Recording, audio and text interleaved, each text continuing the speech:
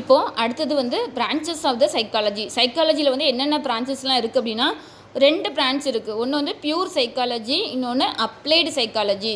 இந்த சைக்காலஜி வந்து 2 பிரான்ச்சாக பிரியுது. ஒன்று வந்து பியூர் சைக்காலஜி, இன்னொன்று அப்ளைடு சைக்காலஜி.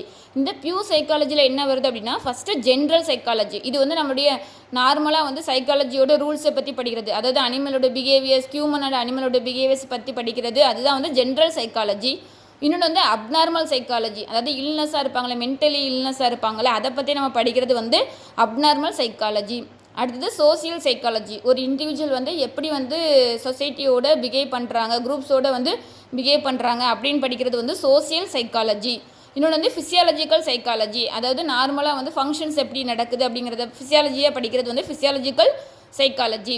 அடுத்தது பேரா சைக்காலஜி. பேரா சைக்காலஜிங்கிறது வந்து எக்ஸ்ட்ரா பர்செப்ஷன்ஸ் இந்த டெலிபதி இதெல்லாம் படிக்கிறோம்ல, எக்ஸ்ட்ரா பர்செப்ஷன்ஸ் வந்து என்னென்ன இருக்குது அப்படின்னு படிக்கிறது வந்து பேரா சைக்காலஜி. இன்னொன்று ஜியோ சைக்காலஜி. இதுவும் வந்து ஃபிசிக்கல், அதாவது ஃபிசியாலஜியாக என்ன இருக்குது அப்படின்னு படிக்கிறது தான் வந்து இந்த ஜியோ சைக்காலஜி. இன்னொன்று டெவலப்மெண்டல் சைக்காலஜி. அது வந்து கன்செப்ஷன் டு ஓல்டேஜ் வரைக்கும் என்னென்ன டெவலப்லாம் ஆகுது, அதாவது இப்போ ஒரு ஃபீட்டஸாக க்ரோ ஆகுறதுலேருந்து ஓல்டேஜ் வரைக்கும் ஒவ்வொரு டெவலப்லையும் வந்து என்னென்னலாம் வந்து இம்ப்ரூவ் ஆகுது, சேஞ்சஸ் என்ன நடக்குது, என்ன க்ரோ ஆகுறதுன்னு படிக்கிறது வந்து டெவலப்மெண்டல் சைக்காலஜி. இன்னொன்று எக்ஸ்பிரிமெண்டல் சைக்காலஜி. இது வந்து மோட்டிவேஷன் மூலமாக, ஸ்டோரிஸ் மூலமாக படிக்கிறது வந்து எக்ஸ்பிரிமெண்டல் சைக்காலஜி. அப்போ ஃபஸ்ட்டு வந்து பியூர் சைக்காலஜி, அதில் என்னெல்லாம் படித்தோம் அப்படின்னா general psychology, abnormal psychology, social psychology, physiological psychology, parapsychology, geo psychology, developmental psychology, experimental psychology. அடுத்தது வந்து அப்ளைடு சைக்காலஜி, அதாவது சைக்காலஜியை வந்து எதுலலாம் அப்ளை பண்ணுறோம் அப்படிங்கிறத பொறுத்து தான் வந்து இந்த அப்ளைடு சைக்காலஜி. அதில் ஃபஸ்ட்டு நம்பர் 1 இருக்கிறது வந்து எஜுகேஷ்னல் சைக்காலஜி. எஜுகேஷனில் வந்து சைக்காலஜியை நம்ம அப்ளை பண்ணி ஸ்டூடெண்ட்ஸை வந்து பெட்டராக லேர்ன் பண்ண வைக்கிறதுக்கும் அவங்களுடைய தாட்ஸை வந்து இம்ப்ரூவ் பண்ணுறது தான் வந்து எஜுகேஷ்னல் சைக்காலஜி. அடுத்தது கிளினிக்கல் சைக்காலஜி. இது வந்து நம்ம மெடிசின் ரிலேட்டடாக வந்து பேஷண்ட்ஸை வந்து எப்படி நம்ம வந்து ஹேண்டில் பண்ணுறது, டாக்கிள் பண்ணுறது, அதாவது மெடிசின் ரிலேஷனாக படிக்கிறதா வந்து கிளினிக்கல் சைக்காலஜி.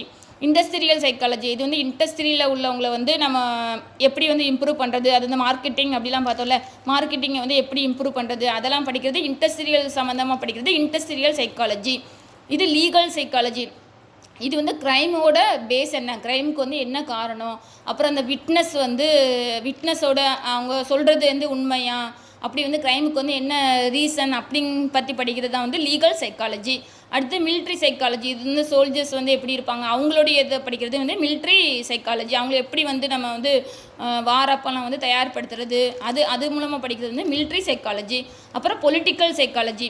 இது வந்து தெரியும், நம்ம பொலிட்டிஷியன் லெவலில் வந்து நம்ம எப்படி இம்ப்ரூவ் பண்ணுறது, எப்படி வந்து நம்ம ஓட்டெலாம் கெயின் பண்ணுறது, எப்படி வந்து அதை ரிலேட்டடாக படிக்கிறது வந்து பொலிட்டிக்கல் சைக்காலஜி. இது எல்லாமே வந்து அப்ளைடு சைக்காலஜி. அதில் வந்து ஃபஸ்ட்டு இருக்கிறது educational psychology, clinical psychology, industrial psychology, legal psychology, military psychology, political psychology. இப்போ மொத்தம் சைக்காலஜிங்கிறது 2 பிரான்ச். ஒன்று பியூர் சைக்காலஜி, அப்ளைடு சைக்காலஜி. பியூரில் வந்து இவ்வளோ பிரான்ச்சஸ் இருக்குது, அப்ளைடு சைக்காலஜியில் இவ்வளோ பிரான்ச்சஸ்.